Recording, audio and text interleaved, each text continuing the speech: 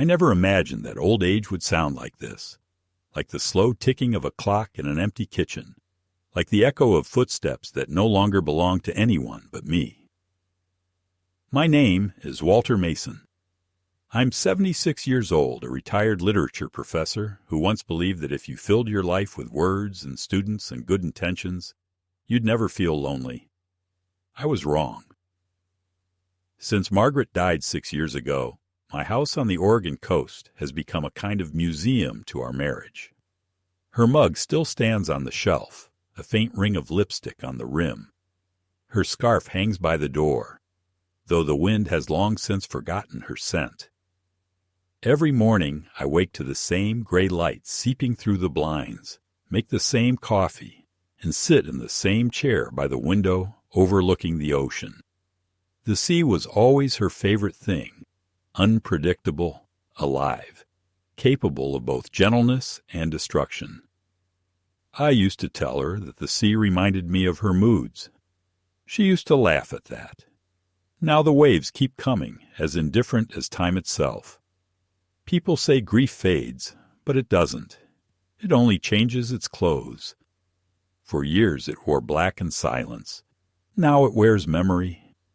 It sneaks up while I'm buttering toast or watering the plants, whispering in Margaret's voice, reminding me that she should have been here to see how the garden bloomed again after the storm last year. Sometimes I speak to her photo, not because I believe she can hear me, but because I need the illusion of conversation. The walls of this house have heard more monologues than any lecture hall I ever stood in. My daughter Jillian calls occasionally, though calls might be generous. Once every few weeks, a clipped, efficient voice over the phone. "Hi, Dad. How are you feeling? Taking your pills? Good. The kids are busy. Work's crazy. Love you. Gotta run." I always say I'm fine, even when I'm not. I don't tell her that I sometimes forget what day it is, or that my right leg cramps at night so badly it makes me cry out. I don't tell her that the house feels heavier after each of those calls, as if her words added another brick to a wall that already stands between us. When she hangs up, I stare at the receiver for a while, listening to the hollow click of disconnection, wondering when the rhythm of our conversations turned into something mechanical. I wasn't always a burden to her. When she was little, Jillian used to follow me around campus, holding my hand, pretending to be my assistant while I graded papers. She smelled like crayons and strawberry shampoo. She had Margaret's smile, wide and quick, the kind that lit up a whole room. I thought we were close.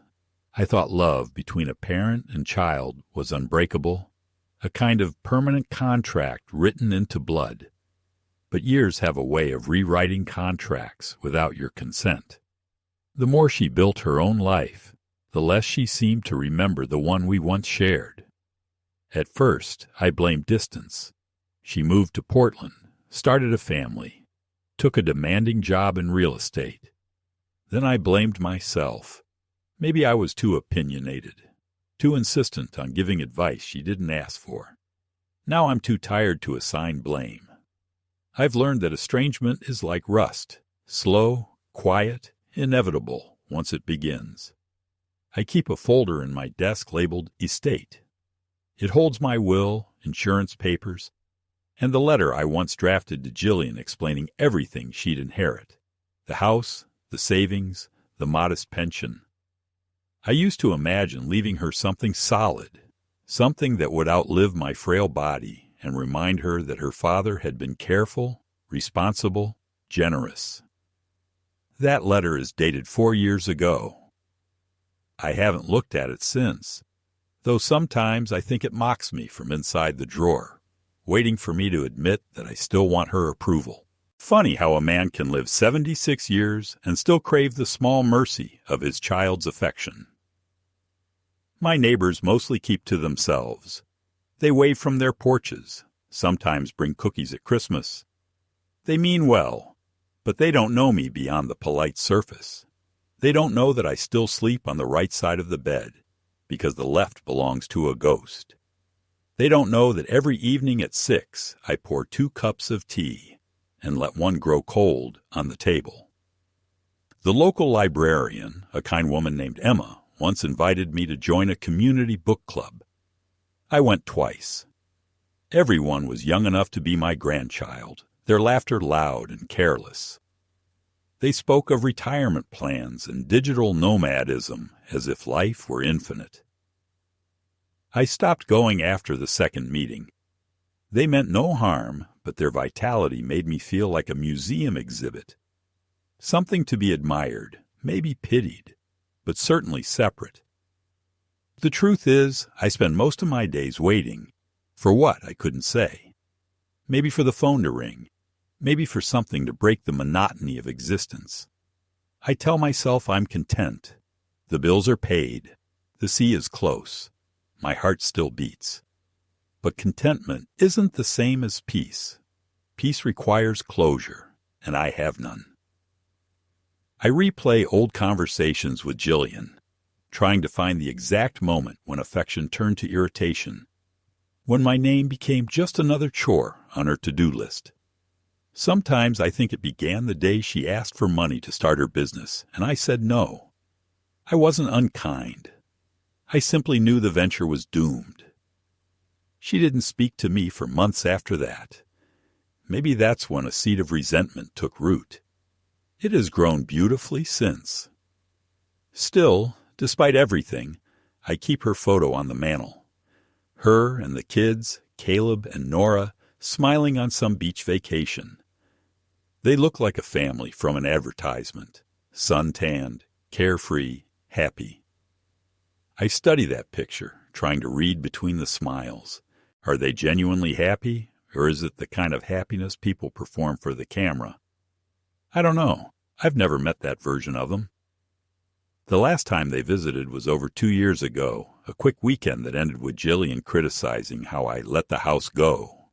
She said it smelled like old wood and sadness. I told her houses age the way people do, honestly. She didn't laugh. Sometimes, late at night, I hear the wind rattling the window panes and imagine it speaking in her voice, distant, impatient, half angry, half pleading. I picture her sitting in her spotless suburban kitchen, scrolling through her phone, telling her husband that her father is getting worse, that maybe it's time to think about arrangements. That word chills me. It sounds practical, but it means something else entirely. Removal, reduction, preparation for absence. Perhaps she already imagines a world without me, a world where the house and the small inheritance become numbers in her account. I try not to dwell on that, but the thought returns like a tide, impossible to hold back. Last week I found an old recording of Margaret reading poetry, Yeats, her favorite. Her voice cracked on the line. Things fall apart. The center cannot hold. I played it 3 times, sitting in the dark until the tape hissed more than it spoke. That line stayed with me. The center cannot hold. Maybe that's what's happening now. The center of my family, of my love for them, disintegrating quietly under the pressure of years and silence. I don't know if there's a way back, but I know that something has to change. I can feel a storm building, the kind you sense in your bones before you see the clouds. I don't know yet that it will arrive in the shape of my daughter's voice, sharp as broken glass, telling me she wishes I'd just die already. For now, I only know that the air in this house has grown heavy, and that somewhere, deep down, I'm waiting for the moment when everything finally breaks. It was a Saturday afternoon when the air felt unusually still, the kind of day when the sea seems to hold its breath. I had spent the morning rereading an old novel and pretending that the ache in my chest was only the damp weather, not loneliness, when I heard a car pull into the driveway. The sound startled me. Very few people ever came unannounced. Through the window, I saw Jillian's silver SUV glinting under the weak sunlight, her husband Mark at the wheel, and the kids in the back seat. their faces lit by the glow of their phones. For a brief, foolish moment, joy flared inside me. Unexpected, childish. I thought perhaps she had come to visit, to talk, to remember that we were still a family. I hurried to the door, trying to smooth the wrinkles on my sweater, rehearsing a smile I hadn't used in too long. When she stepped out of the car, the first thing I noticed was the tension in her jaw, the set of her mouth. There was no smile, no warmth, just a tight nod. "Hi, Dad," she said, as if we just bumped into each other in a grocery store. Mark didn't even look up from his phone. "The kids will stay in the car. They're tired."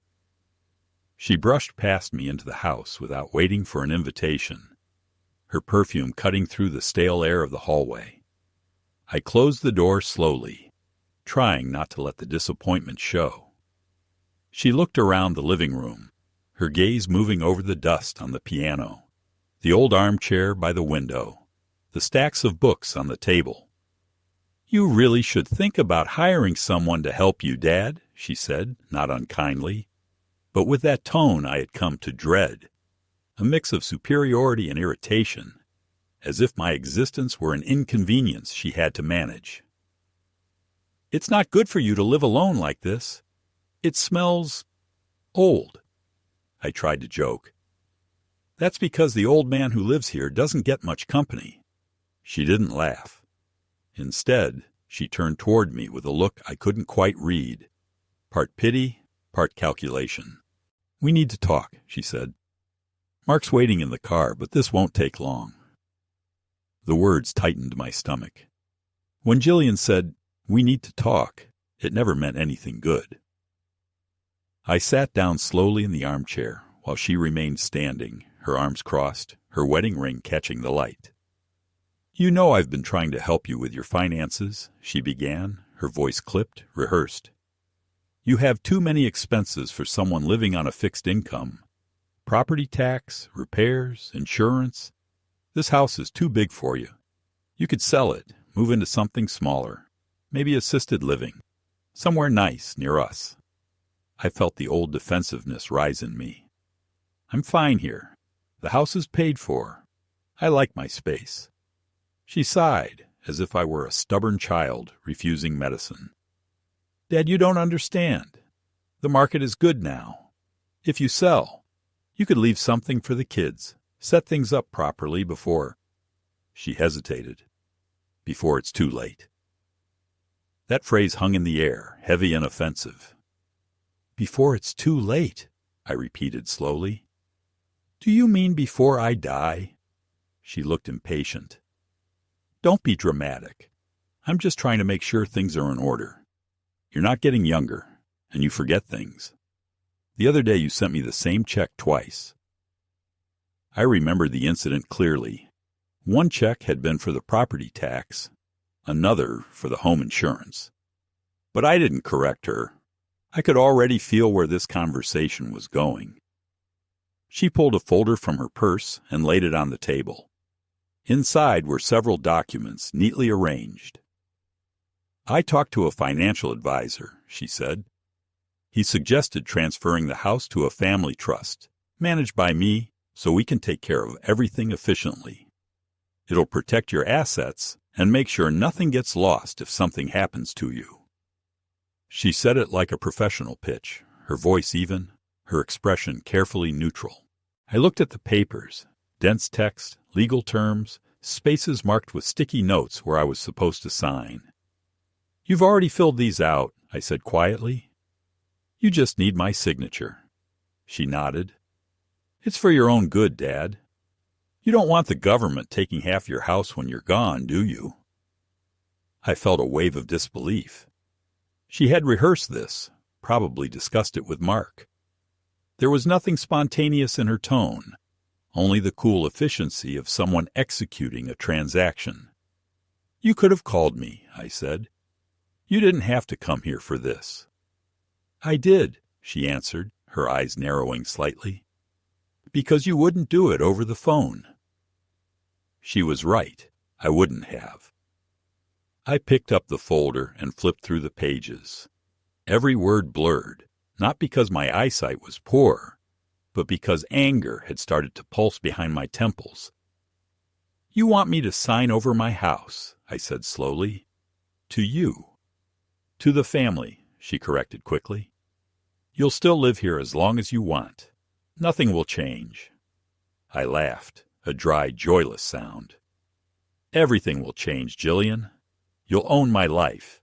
You'll decide what's good for me, where I live, what I spend. You'll be my warden." Her lips tightened.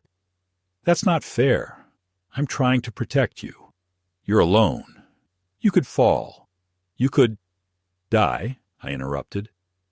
"You seem to be preparing for that possibility quite eagerly." For a moment she lost her composure. "Why do you have to make everything so difficult?" she snapped. "I'm thinking of your future."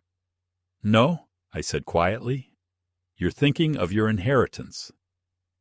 The silence that followed was thick and poisonous. I could hear the distant crash of waves, the ticking of the clock on the mantel, the faint hum of Mark's car engine outside. Jillian's face changed. Something hard settled in her expression, like glass cooling into shape. "You've always been like this," she said finally, her voice trembling not with sadness, but fury. "Suspicious, ungrateful. You can't even see when someone's trying to help you." "Help?" I whispered. "You're trying to erase me while I'm still breathing." Her eyes filled with sudden sharp tears. "You know what, Dad?" she said, her voice rising, cracking at the edges. "I wish you'd just die already. It would be easier for everyone." The words struck me like a physical blow. For a second, I thought I hadn't heard her correctly. The sound of her voice echoed through the room, and then there was only silence, stunned, terrible silence. She looked at me, her chest heaving, as if she herself couldn't believe what she had said. Then she turned away, snatched the folder from the table, and marched toward the door. "I didn't mean—" she began, but stopped herself. "Forget it." The door slammed behind her, the sound reverberating through the walls. I stood there, unable to move. The air seemed to thicken, the room spinning slightly. I could still hear her words, looping in my head, cruel and final. "I wish you'd just die already." It wasn't just anger. It was truth. Something she had been carrying quietly for years, finally unmasked. I sat down, trembling, and for a long while I simply stared at the empty space where she had stood. The ticking clock marked every second with unbearable precision. When I finally tried to stand, a sharp pain tore through my chest, radiating down my arm. I gasped, clutching at the table. The room tilted. My breath came shallow, irregular. For a moment, I thought it was panic, the aftershock of the argument, but then the pain deepened, hot, relentless. I stumbled toward the phone, my fingers clumsy, dialing the emergency number almost by instinct. The operator's voice sounded distant, underwater. I managed to give my address before collapsing onto the floor, the receiver swinging above me like a pendulum. As I lay there, the world narrowing to a tunnel of sound and light, one absurd thought crossed my mind. Perhaps Jillian would get her wish tonight. Perhaps I really would die, and she would be free. But even through the haze of pain, another thought followed, calm and cold. If I survived, something inside me would have to change. The illusion of family, the quiet hope that love could still be restored, all of it had to end. The paramedics arrived within minutes, voices sharp and professional, the smell of antiseptic and metal filling the air. One of them, a young man with kind eyes, knelt beside me and said, "Sir, can you hear me? Try to stay awake. We've got you." I nodded weakly, words barely forming. "I need to change. My will," I whispered. He looked startled, But then his expression softened, as if he understood something beyond the words themselves. The ambulance doors closed, the siren began to wail, and as the world blurred past the window, I thought of Margaret's voice reading Yeats, of the line that haunted me. Things fall apart. The center cannot hold. Maybe this was the moment everything finally broke, not as tragedy, but as truth. The first clear memory I have after the ambulance ride is the sterile brightness of the hospital ceiling, a white so intense it hurt my eyes. The world had narrowed to beeping monitors and the slow drip of an IV line that felt like time itself, stretching and falling one drop at a time. My chest was wrapped in a dull ache, heavy but distant, as though it belonged to someone else. A nurse's voice floated in and out of consciousness, calm but firm, telling me to breathe slowly, that I had been lucky, that the blockage had been caught in time. Lucky, that word repeated in my mind with bitter irony. I wondered if Jillian would consider this luck too, the fact that I had survived the heart she had just finished breaking. I didn't ask the nurses to call her. They would have, automatically, if not for the silence I maintained when they asked about family contacts. I gave them the name of my lawyer instead. I didn't want her voice to be the first thing I heard when I woke. The first night was the worst. The ward was quiet, except for the sounds of distant televisions and the mechanical pulse of machines keeping strangers alive. I couldn't sleep. Every time I closed my eyes, I saw her standing in my living room, the sunlight behind her making a faint halo around her hair, her face twisted with fury, her mouth forming that sentence, those words that had stripped away the last layer of illusion between us. I wish you'd just die already. I thought about Margaret, about what she would have said if she had witnessed it. She had always tried to bridge the gap between us, telling me that Jillian's coldness was only stress, that she loved me in her own way. But there, in that hospital bed, I realized that Margaret had been wrong. What Jillian felt wasn't love distorted by stress. It was love eroded by resentment until only obligation remained, brittle and sharp. The next morning a doctor came in. A middle-aged man with the kind of weary kindness that doctors reserve for the old. He explained the procedure in simple terms. A minor heart attack, a stent inserted, several days of observation.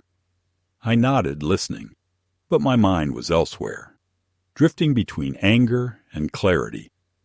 When he asked if I wanted to inform any relatives, I shook my head. "No one who'd care," I said. He looked at me for a moment longer than necessary, as if he wanted to argue, then simply wrote something in my chart and left. That brief exchange felt like the first decision I had made for myself in a long time. It was that afternoon, while the rain tapped against the hospital window and I watched people moving far below like tiny shadows, that the idea came to me, not in a flash, but as a slow, deliberate realization. I could change my will. I could make sure that Jillian's wish, spoken in anger but rooted in truth, would come to nothing. The thought steadied me, gave structure to the chaos inside my chest. It wasn't revenge I felt, not exactly. It was more like a kind of moral symmetry, a correction. I had lived my whole life believing that decency would be repaid with decency, that love, even strained and imperfect, still bound a family together. But decency was a one-way street in our house, and I had walked it alone for too long. I asked the nurse for a phone and called Martin, my lawyer, the same man who had helped me after Margaret's death. His voice, precise and reassuring, was like a lifeline.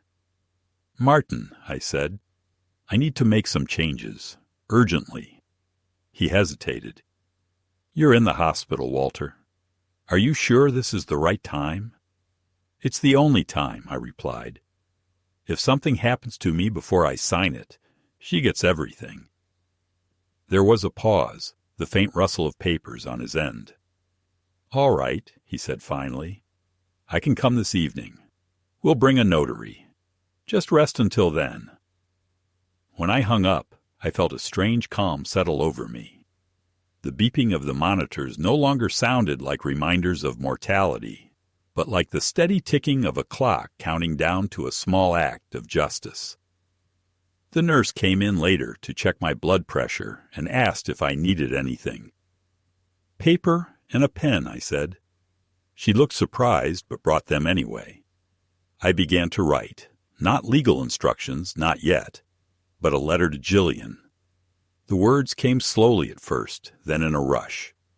I told her about the moment she was born, how I had cried holding her for the first time, how Margaret had whispered that she looked like me, how I had spent my life trying to protect her from every hurt the world could deliver. I told her that she had become something I couldn't recognize, a stranger shaped by fear and greed. I told her I forgave her, but that forgiveness didn't mean surrender. By the time I finished, the page was spotted with faint tears that I hadn't realized were mine. I folded it carefully, put it in the drawer of the hospital bedside table, and closed my eyes. For the first time in days, I slept without nightmares. When Martin arrived that evening, he looked older than I remembered, his gray suit slightly damp from the rain. Behind him came a young notary with an electronic tablet and a briefcase full of forms. They set everything up on the rolling table beside my bed. "Are you sure about this?" Martin asked again. "Completely," I said. "I want everything transferred to the university. The house, the accounts, all of it. I'll add a note about establishing a scholarship in Margaret's name. And Jillian, nothing, not a cent." He nodded slowly, his eyes searching mine for hesitation. "You understand she'll contest it." "Let her," I said. "For once in her life, she can fight for something she doesn't deserve." The notary began reading the document aloud, her voice flat and official, but to me the words sounded almost sacred. Each line felt like a brick being laid in a wall between me and the people who had used me. When she handed me the pen, my hand trembled, not from weakness, but from the weight of what I was doing. I signed slowly, deliberately, making sure every letter of my name was legible. Martin countersigned, the notary stamped the form, and it was done. I had rewritten the ending of my life story from a hospital bed, with tubes in my veins and a monitor measuring my pulse. It felt like reclaiming something that had been quietly stolen years ago. After they left, the nurse came in with my medication and said softly, "You must have important friends, Mr. Mason. Most people don't get visitors this late." I smiled faintly. "Not friends," I said. "Just witnesses." She didn't ask what I meant, and I was grateful for that. The following day, Jillian called. I don't know how she found out. Perhaps one of the hospital staff had listed her as next of kin. The phone rang on the bedside table, her number glowing on the screen. For a long moment, I just stared at it, torn between anger and the old instinct to answer, to hear her voice, to believe that maybe she would apologize. In the end, habit won. "Dad," she said, her tone sharp, breathless, "why didn't you call me? Mark said you were in the hospital. I had to hear it from a neighbor. Are you all right?" I could hear the strain in her voice, but not the kind of strain born of worry, more like irritation, as if my heart attack had inconvenienced her weekend. "I'm fine," I said. "Recovering." She hesitated. "Good. That's good. Look, I'm sorry about what I said. I was angry. I didn't mean it. The apology was brittle, like glass that would shatter if you touched it." "Words like that aren't accidents," I replied. "They live somewhere before they're spoken." She sighed heavily. "Dad, can we not do this right now? You shouldn't get upset. It's not good for your heart." I almost laughed at the irony. "Don't worry," I said. "My heart's doing fine. It just needed a reminder of who it can trust."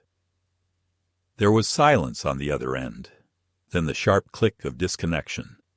She had hung up. That night, I watched the rain blur the city lights outside my window, and I realized that something irreversible had happened. Not just the legal change, but something inside me.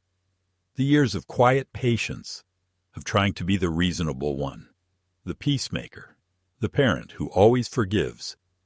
Those years were over.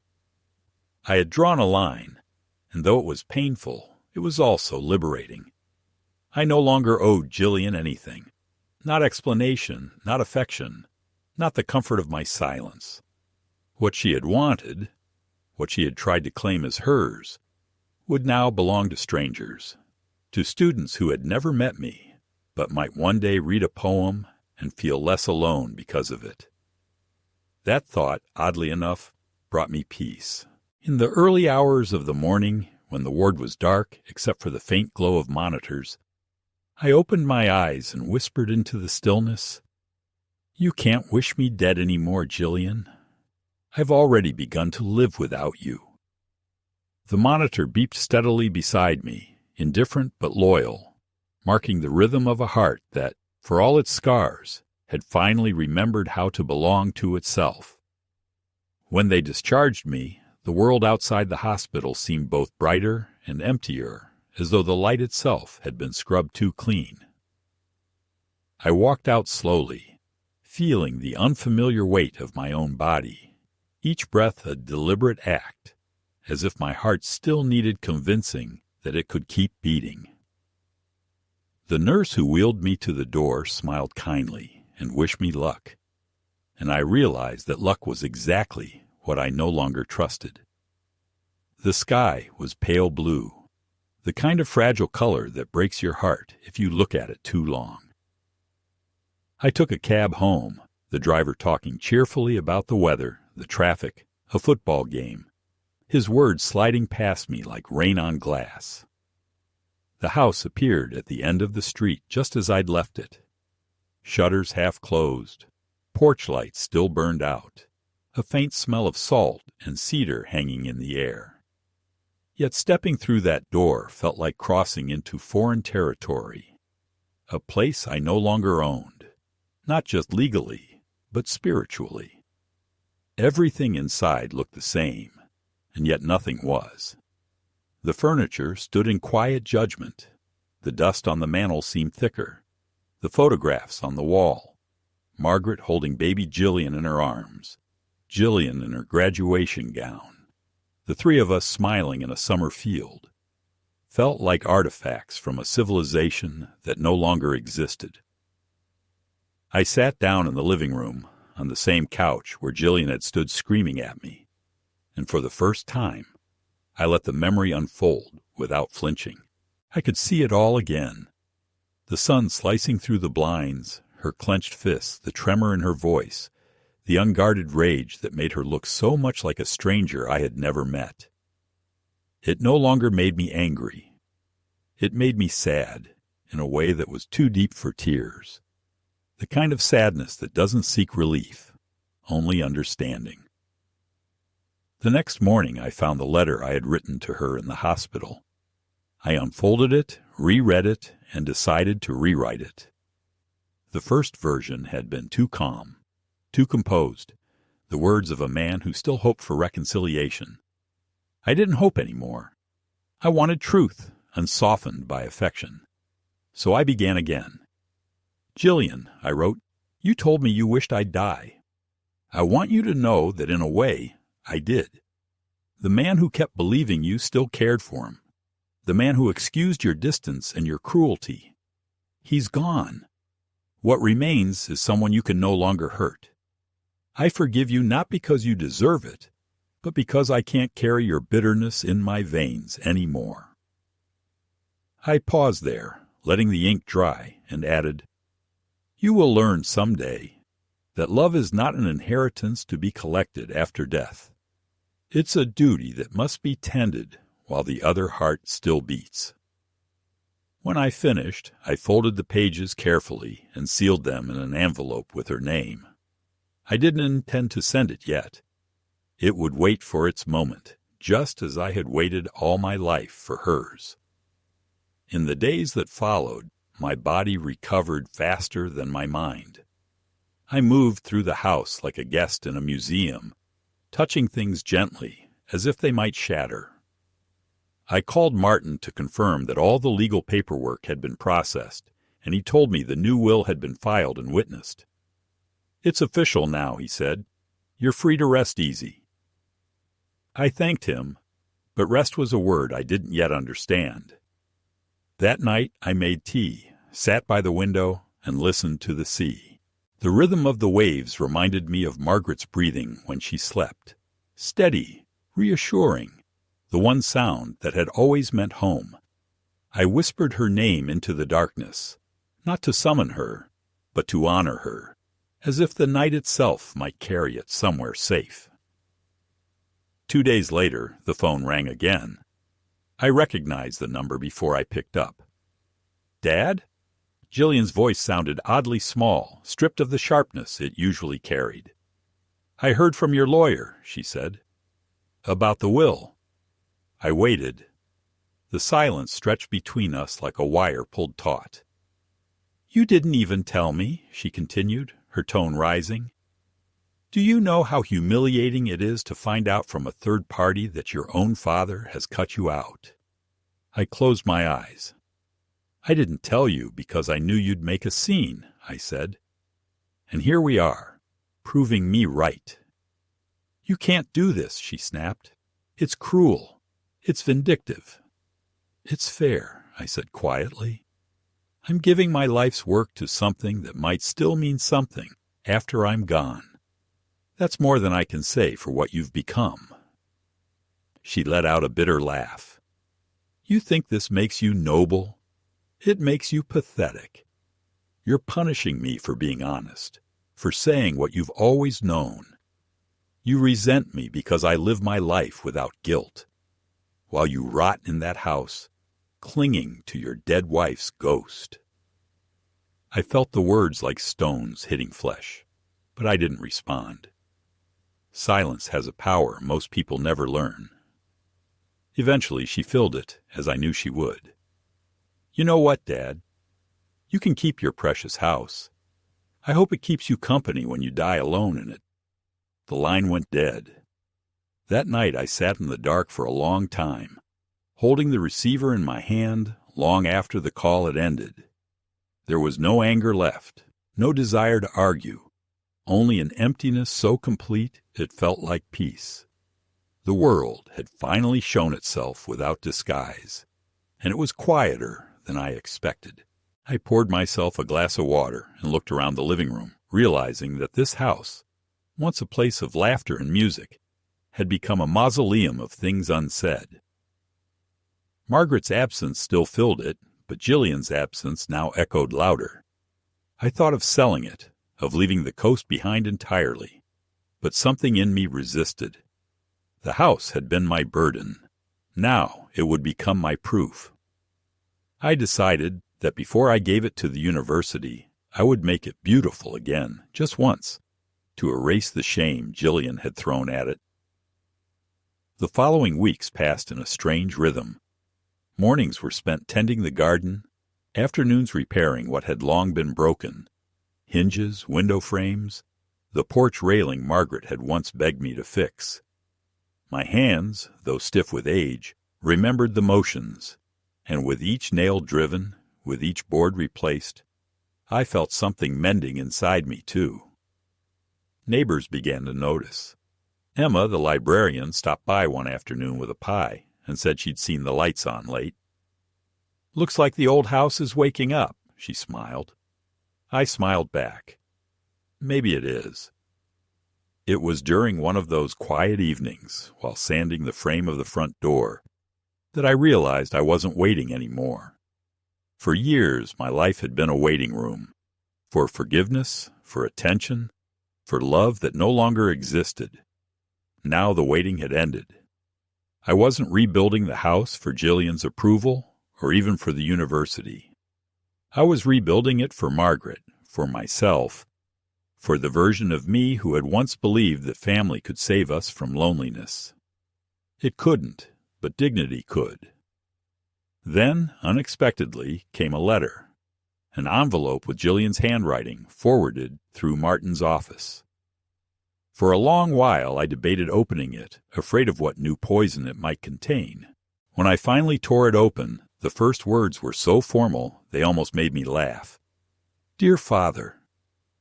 The letter went on for 3 pages, alternating between apology and accusation, as if she couldn't decide which role to play.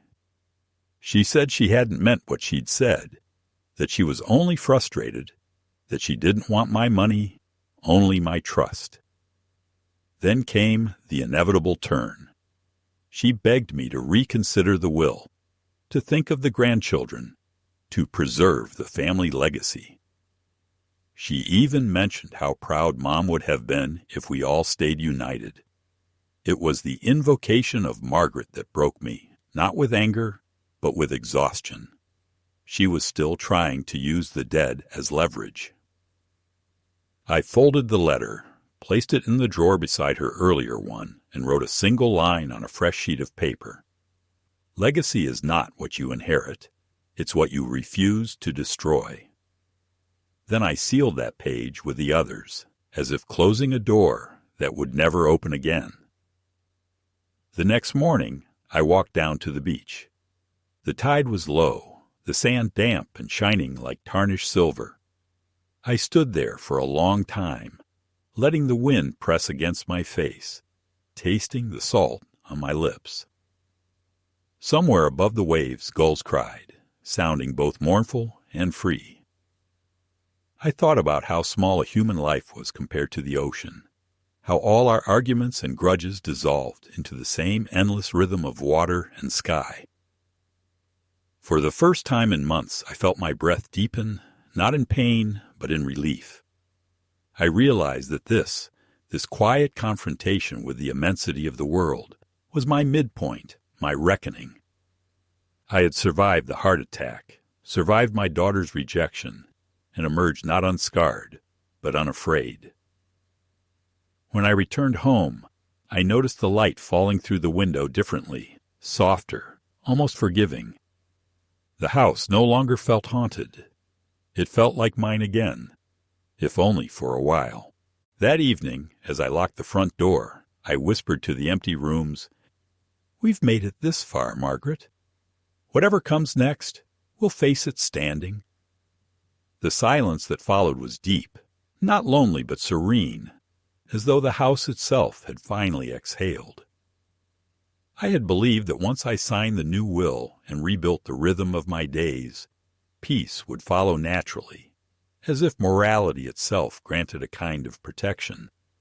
But peace, I learned, has enemies that live quietly in the corners of the world, disguised as paperwork, as family, as the familiar sound of a telephone ringing.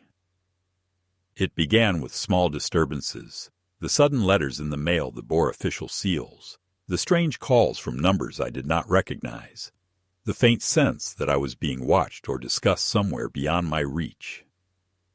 At first, I told myself was nothing more than bureaucratic noise, the machinery of a life being slowly audited by time. But then the letters began to make sense, and the sense they made was dreadful. One afternoon, as the sun burned weakly through a sheet of coastal fog, I opened an envelope marked Confidential and found a legal notice bearing Jillian's name. My daughter, the same woman who had screamed that she wished me dead, had filed a petition for guardianship on the grounds of diminished mental capacity. I read the words 3 times before I fully grasped their meaning. According to the statement attached by her attorney, I was suffering from memory decline consistent with early-stage dementia, and was therefore unable to make rational financial or legal decisions. They had attached a falsified medical report supposedly signed by a physician I had never met. The paper trembled in my hands, but not from weakness. It was fury, the pure, silent kind that freezes the blood instead of heating it. I sat for a long time in the kitchen, the letter spread out before me, the kettle whistling on the stove until it screamed itself hoarse. Jillian had found a new way to reach for what she thought she had lost. If she could not inherit my house through love or negotiation, she would take it through law. The cruelty of it was breathtaking, but what struck me more than cruelty was calculation. She had planned this. There was strategy in her deceit, structure in her betrayal. I thought of Mark, her husband, and saw his shadow in every legal phrase, every carefully chosen accusation. He was the kind of man who believed that intelligence was the same thing as victory. I called Martin immediately. My voice was steady, but my hand gripped the receiver so tightly that my knuckles whitened.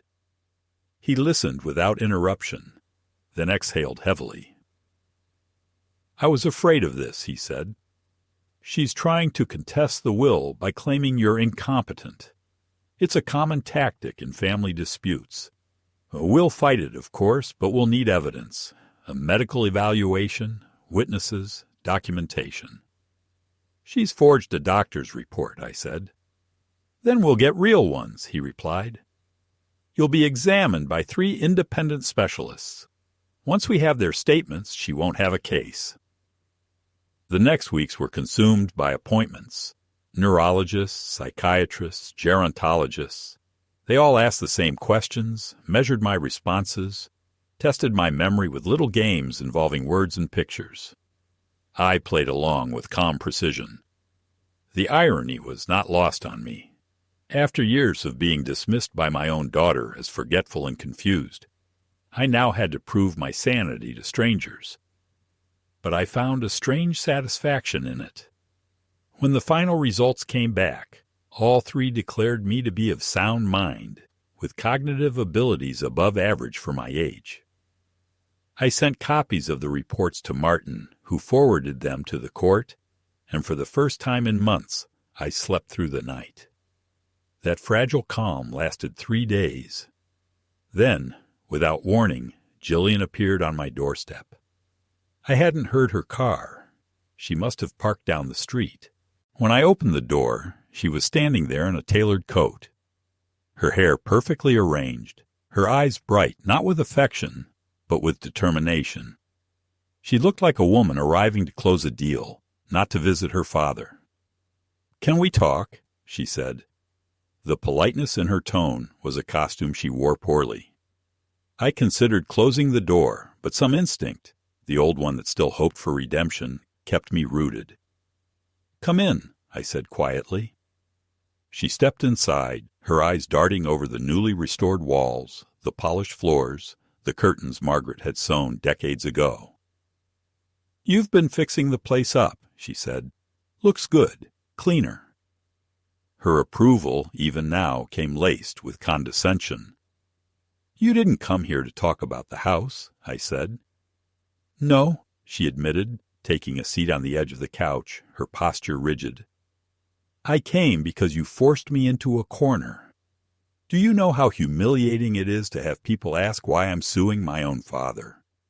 Do you know what that does to me professionally? To my reputation?" I almost laughed. "You're worried about your reputation?" I asked. "You forged medical records to declare your father insane. I think reputation might be the least of your problems." Her cheeks flushed, but she didn't look away. "I didn't forge anything," she said. "Mark handled the paperwork. Maybe his lawyer exaggerated. The point is, this can still end quietly. If you retract the new will and transfer the estate into a trust, we can withdraw the petition. No one needs to get hurt." Her words landed softly, but carried the weight of a threat. "You think you can still frighten me?" I said. "You already took everything you could. You took the love out of this house, the peace out of my heart, the dignity out of our family name. What's left for you to steal?" "Don't turn this into a tragedy, Dad," she snapped. "You're not some hero in a novel. You're an old man being manipulated by your lawyer. Martin just wants his fees. He doesn't care about you." For a moment I studied her face, the smooth skin around her mouth that no longer softened when she spoke, the eyes that once sparkled with curiosity when she was a child and now glinted like coins in low light. There was no trace of my daughter left in her expression. She was all calculation. "When you were a girl," I said quietly, "you used to write little poems about the sea. Do you remember?" She frowned. "No. You said the sea was like a mother, because it could love and destroy at the same time." "What does that have to do with anything?" she asked impatiently. "It has to do with what you've become," I said. "You learned only the part about destruction." She stood up, her composure cracking. "I'm done begging," she said. "You think you're punishing me? But you're the one who'll end up alone, broke, surrounded by strangers who'll forget you the minute you're gone." "Maybe," I said. "But at least I'll be forgotten, honestly." She glared at me, then turned sharply toward the door. "You'll regret this," she said over her shoulder. "I already have," I replied. After she left, I sat down at the table and stared at the space where she had been sitting. The air still carried her perfume, a sharp synthetic scent that reminded me of nothing natural. I felt neither anger nor triumph, only exhaustion. I knew she wouldn't stop. People like her never retreat until they've destroyed the thing they can't control. The next morning I called Martin and told him everything.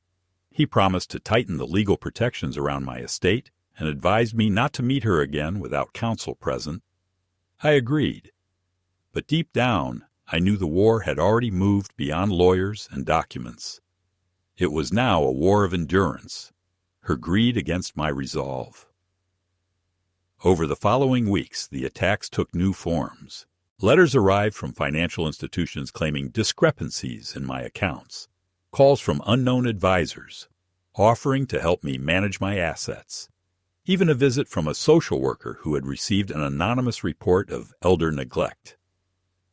Each time I had to explain, to defend, to prove my sanity anew.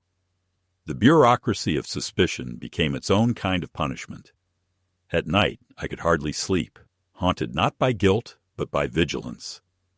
Every sound outside made me wonder if another envelope, another accusation was on its way. And yet, strangely, I began to feel stronger. The more they tried to push me into weakness, the more clarity I gained. The house, the sea, the quiet, they became my allies. I spent hours at my desk writing everything down. Dates, conversations, copies of letters, small details of her lies.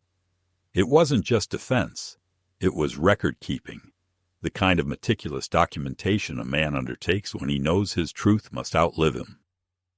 Then came the final act of cruelty. One gray morning, I received a call from the hospital, the same one where I'd been treated months earlier. The voice on the line was hesitant, almost apologetic. "Mr. Mason," the woman said, "I just wanted to confirm that you'll be coming in for your psychiatric evaluation tomorrow at 10. My heart clenched. "What evaluation?" I asked. "The one requested by your daughter, Mrs. Avery," she said, using Jillian's married name. "We received authorization and insurance confirmation under your signature." I closed my eyes. "That's a forgery," I said. "I never signed anything." There was a pause, then a quiet sigh. "I thought so," the woman said softly. "Her husband was very insistent. I'll cancel it right now." When I hung up, I sat in silence for a long time, the receiver heavy in my hand. Something inside me shifted then. Not anger this time, but a kind of cold finality. I realized that my daughter was no longer fighting for money or control. She was fighting for erasure. She wanted to rewrite my life before it even ended, to make me vanish as a competent, conscious being. That was the true inheritance she sought, Not my house, but my identity. That evening, I walked to the edge of the cliff behind my property, where the sea crashed below in its endless argument with the rocks. The wind was sharp, the horizon a gray smear of storm and light. I stood there for a long while, thinking about Margaret, about the promises we had made to each other, that we would leave the world with dignity, that we would never let bitterness define our final years. I whispered her name into the wind, and for a moment I almost felt her beside me, her hand slipping into mine, small and warm. "You'd tell me to fight," I said aloud. "You'd tell me to finish this the right way." The next morning I called Martin again and told him to proceed with legal action, not just defense, but offense. We would countersue for defamation, fraud, and harassment. He sounded almost relieved.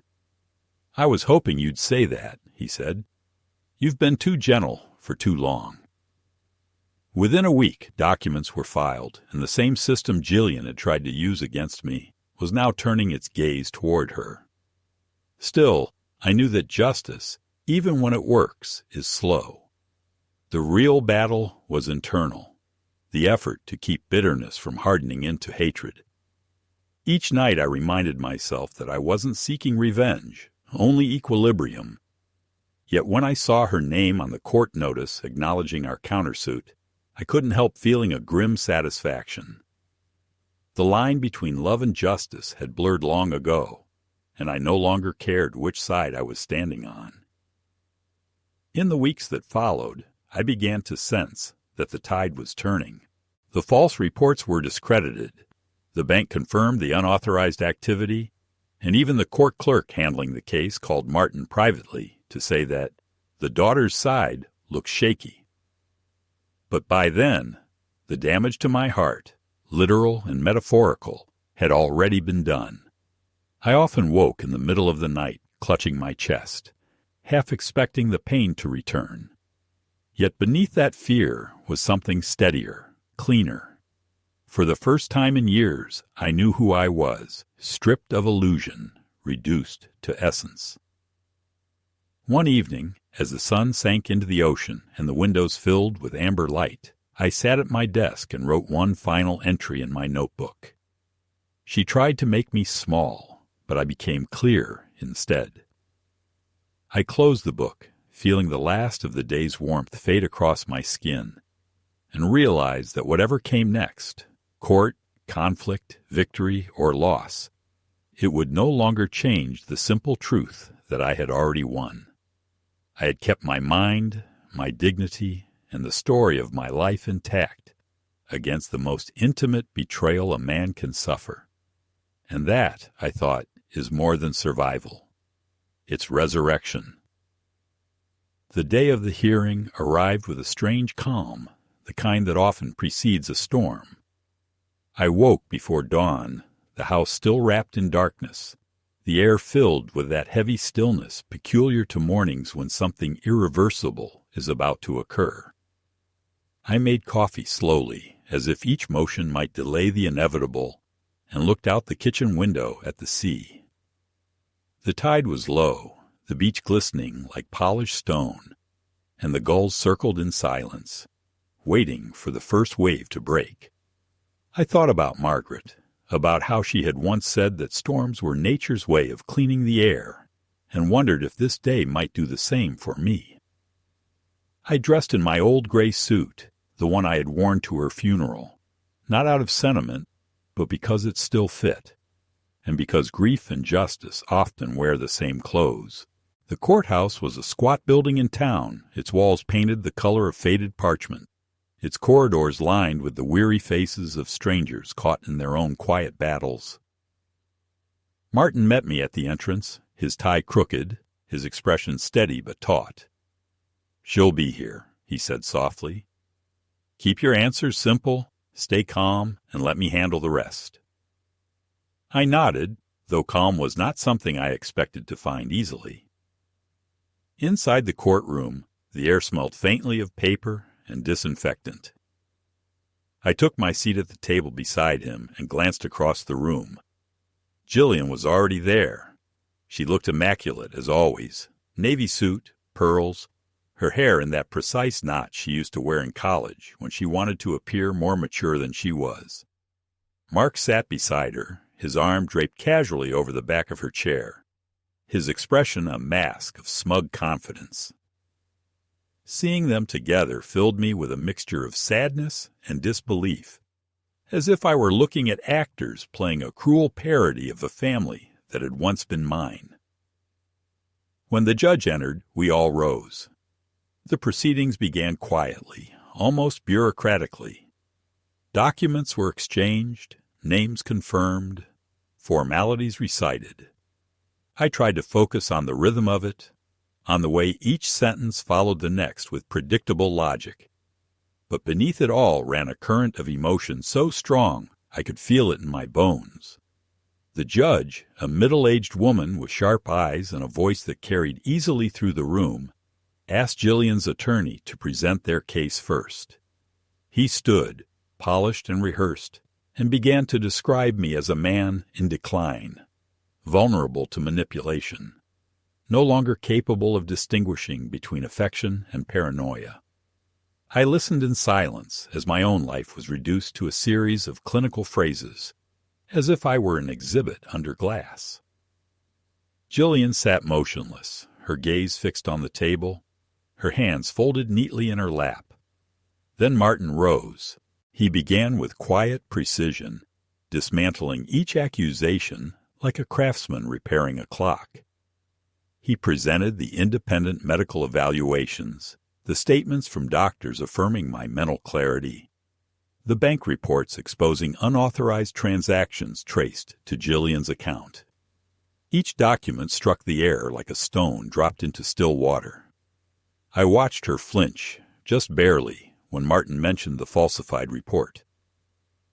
"There is also the matter," he said, "of the attempted psychiatric appointment arranged under a forged signature." The judge's eyebrows lifted. Jillian whispered something to her lawyer, who nodded but did not object. Martin continued, his voice low and steady. "This is not the action of a concerned daughter. This is the behavior of someone attempting to seize control of an estate through deceit." When he finished, the judge turned to me. "Mr. Mason," she said, "do you wish to make a statement?" I hadn't planned to speak. Martin had advised against it, fearing I might let emotion cloud the clarity of the evidence. But as I looked at Jillian, at the daughter who had once clung to my hand crossing the street, who had written me Father's Day cards in crayon, I knew silence would be another form of surrender. I stood slowly, feeling every year of my age, and faced the judge. "Your Honor," I began, "I taught literature for 40 years. I spent my life believing that truth has a rhythm, that it can be recognized even when words are twisted against it. My daughter says I'm confused, but I've never seen anything more clearly than I see this now.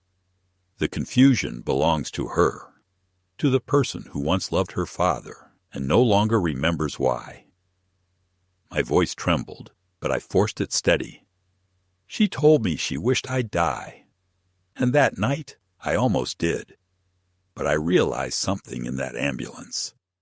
A man's worth is not measured by who claims him at his weakest, but by who stands beside him when he has nothing left to give.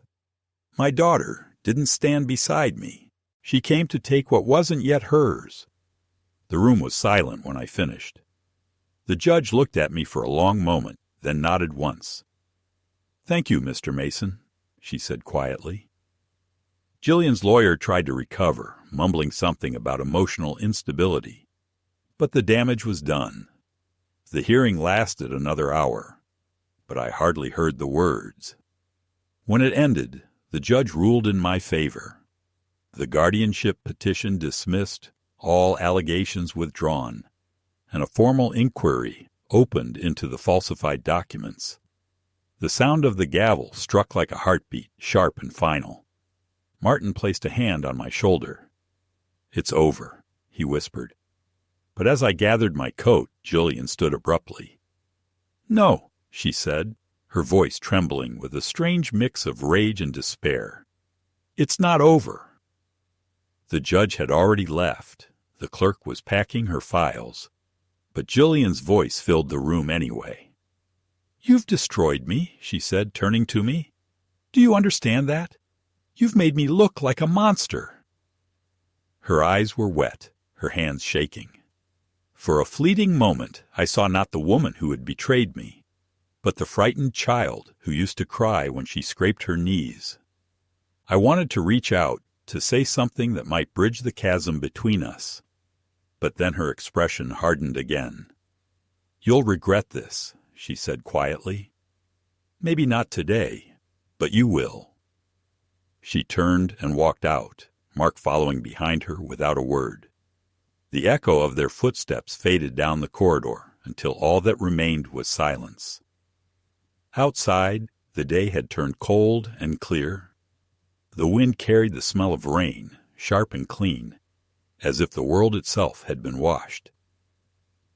Martin shook my hand and said he'd handle the paperwork. I thanked him, then walked slowly toward the ocean. The courthouse was only a few blocks from the water, and I followed the familiar path, out of habit more than intention. When I reached the shore, the sky was a deep iron gray, the waves breaking with a low, rhythmic violence.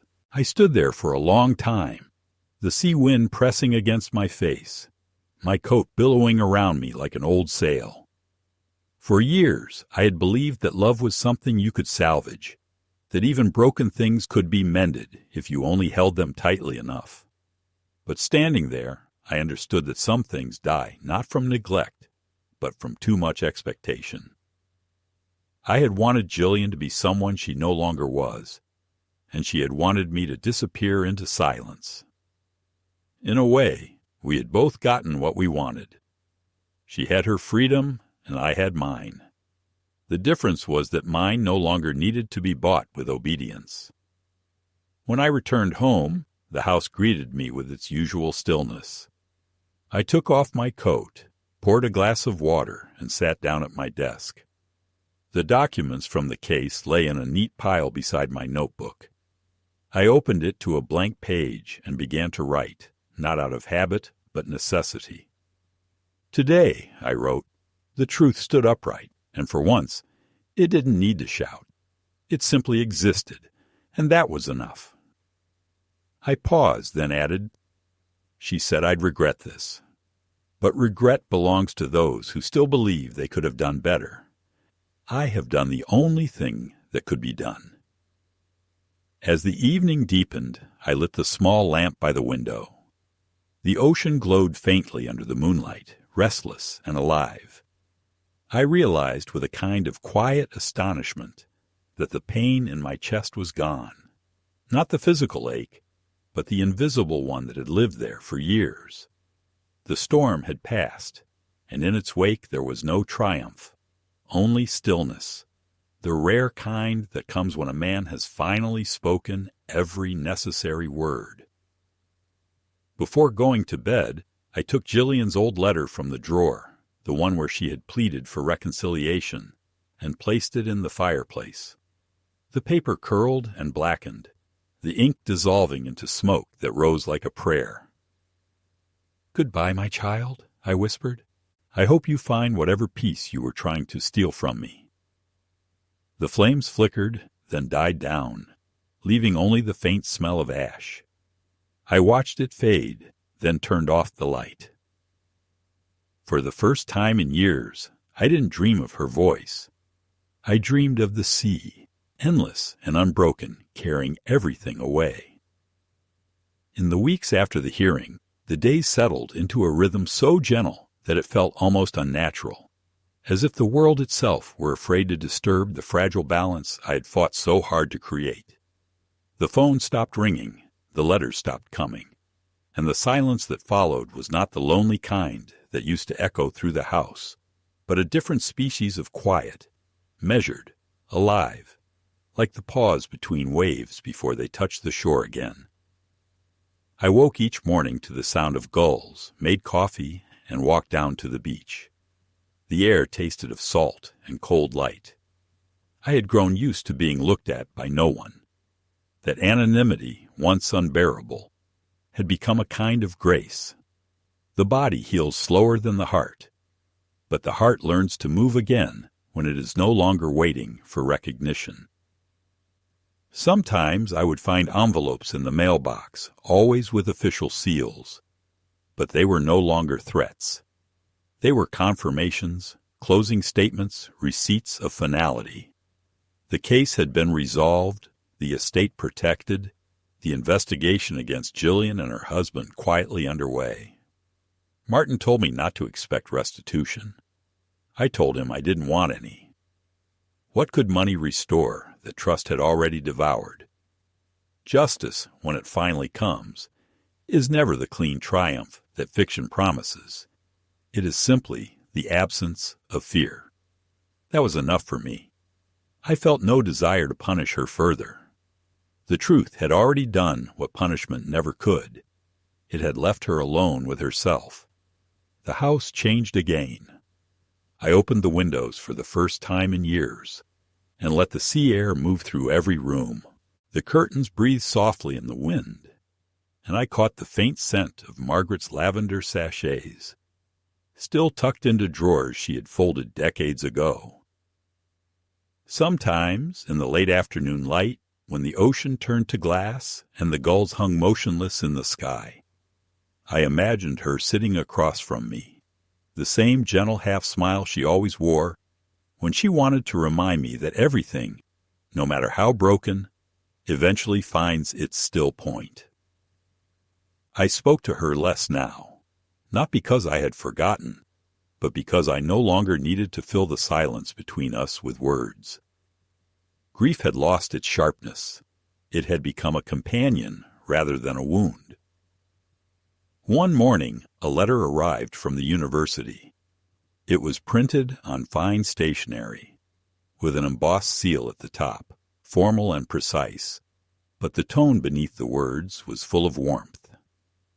They thanked me for the donation, for the house, for the scholarship in Margaret's name that would begin accepting students in the fall. They wrote that they hoped to host a small dedication ceremony in the garden once renovations were complete. They even sent a sketch of the plaque that would hang near the entrance. The Mason House, for the love of literature and the dignity of life. I read it several times, and each time the words sank deeper until I felt something stir that I had not felt in years, pride, clean and untainted. Margaret would have smiled at that. I attended the ceremony that autumn. The garden had been transformed, the wild overgrowth trimmed but not erased, the roses blooming again under careful hands. Professors, students, and neighbors gathered, their laughter light but respectful, their curiosity tempered by kindness. I stood quietly near the back as they unveiled the plaque, the sound of polite applause rolling over me like soft rain. A young woman, perhaps in her 20s, approached and thanked me. She said she was the first recipient of the scholarship and that she planned to study poetry. Her eyes shone with the same hunger for meaning I used to see in my students long ago. "It's an honor, sir," she said. I nodded, unable to speak for a moment. "No," I finally managed. "The honor is mine." That evening, when the crowd had gone and the last light faded from the horizon, I lingered in the garden. The air was cool, the scent of roses mingling with salt from the sea. I traced my fingers over the bronze letters of my wife's name and felt the warmth of the metal still holding the day's sun. I thought of Jillian, not with anger, not even with sorrow, but with the weary tenderness that comes after a long illness has finally ended. I didn't know where she was, and I no longer asked. The line between us had dissolved into something larger, like the horizon where sea and sky pretend to touch but never do. I whispered a silent wish for her, not of reconciliation, but of clarity. Perhaps one day she would understand that love is not a debt to be collected. It is a presence that either lives or dies, depending on how we tend it. When I returned home, I made tea and sat by the window as the tide came in. The moonlight moved across the floor, touching the photographs on the wall, the books on the table, the worn armchair where I had nearly died months before. Everything looked both fragile and eternal. I realized then that this was what survival truly meant, not the mere continuation of breathing, but the quiet acceptance of one's own story without the need to revise it. The pain, the betrayal, the small salvations, they were all chapters of the same book, and at last, the book was complete. Before bed, I wrote one final entry in my notebook. Margaret's house belongs to the world now. Jillian's silence belongs to time. My peace belongs to no one. I closed it, placed it on the nightstand, and turned off the lamp. The sea murmured outside, endless and forgiving, its rhythm steady as a heart that has finally learned the difference between love and need. And for the first time in a very long life, I slept without dreaming.